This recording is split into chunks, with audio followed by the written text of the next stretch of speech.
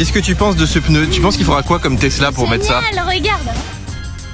Alors soit t'es vraiment toute petite, soit il est vraiment très grand. Alors Denis, toi tu travailles pour Michelin et surtout ce qui est incroyable ici c'est qu'on a découvert que Michelin donc crée des pneus connectés, mais tu me disais en fait ça date d'il y a 15 ans, le pneu qu'on a vu là, l'énorme pneu devant était déjà connecté à l'époque. Alors les besoins de l'époque ont changé maintenant, c'est quoi les nouveaux besoins pour connecter un pneu? Alors là on voit par exemple devant nous un pneu qui a été conçu pour une voiture berline plutôt premium. La modèle S-Plaid. Et donc dans la modèle S-Plaid, dans les pneus de la modèle S-Plaid plutôt, on va retrouver des capteurs comme ceci, exactement cela d'ailleurs. Donc c'est tout petit, hein, c'est vraiment minuscule, c'est à l'intérieur du pneu, là, et ça renvoie pas mal d'informations. Alors qu'est-ce que ça renvoie comme info aujourd'hui? Alors dans la modèle S-Plaid, le capteur qui est capable d'envoyer le part number, le modèle exact du pneumatique à la voiture, mais il est aussi capable d'envoyer par exemple la température du pneumatique à la voiture pour qu'elle dispose de ces informations dans l'ordinateur de bord. Tu me disais, on peut imaginer avoir aussi la pression, peut-être même l'usure des pneus, hein, j'étais assez surpris, c'est une info qui est possible aujourd'hui? La pression des pneus, c'est possible, on le fait déjà, notamment en compétition dans le championnat du monde de Formule électrique. Et pour l'usure et la charge aussi, on en a parlé, ça c'est des choses sur lesquelles on travaille et qui seront possibles dans le futur. Alors techniquement, comment ça marche? Tu me disais, il y a une petite pile dedans, après c'est quoi en termes de connectivité? Faut qu'il y ait du hardware hein, du côté du constructeur?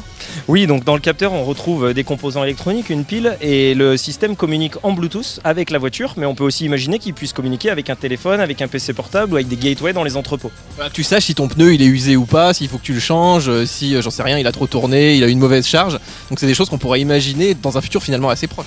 Alors effectivement, nous on imagine un futur assez proche dans lequel on sera capable de dire bah, votre pneu est encore bon pour passer l'été, mais il faudra penser à le changer à l'arrivée de l'automne par exemple. Alors la Tesla Model S Plaid donc est vendue pour l'instant qu'aux États-Unis, mais elle va arriver, donc c'est la première voiture au monde hein, qui a ce capteur connecté. Ils l'ont toutes. Et l'idée c'est quand même que ça arrive sur les autres modèles, au moins chez Tesla. Effectivement, la Plaid équipée en 21 pouces, elle arrive en Michelin, connectée. Toutes les Plaid 21 pouces sont comme ça. Et notre objectif c'est de prouver à Tesla la valeur de la technologie pour que ça finisse par être dans tout le portefeuille des véhicules Tesla. Voilà, et puis une fois que Tesla l'aura fait, tous les autres vont le copier parce qu'ils vont se dire c'est quand même cool d'avoir des pneus connectés. Et les autres sont déjà en train de copier. Bon Denis, j'ai une Model 3, tu crois que j'aurai quand des pneus connectés? Est-ce que je pourrais en rajouter, tu penses, après coup?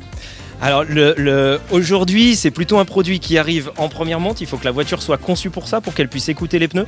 Donc il est probable que ta Model 3 ne puisse pas après coup avoir des pneus connectés, quoique on sait jamais. Tesla fait des mises à jour des fois over the air. Mais par contre on va tout faire pour que dans les nouveaux modèles de voitures il y ait de plus en plus de pneus connectés. Bon et dernier point Denis, est-ce que ça va me coûter beaucoup plus cher d'avoir un pneu connecté ou est-ce qu'on va rester dans la même gamme de prix?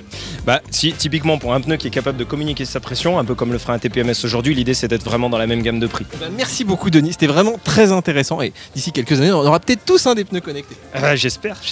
Vous avez aimé ce reportage? Alors retrouvez d'autres vidéos passionnantes tournées au Tesla Honors Day 2022 en vous abonnant et bien sûr en mettant un petit like et en prenant un abonnement VIP pour soutenir nos activités.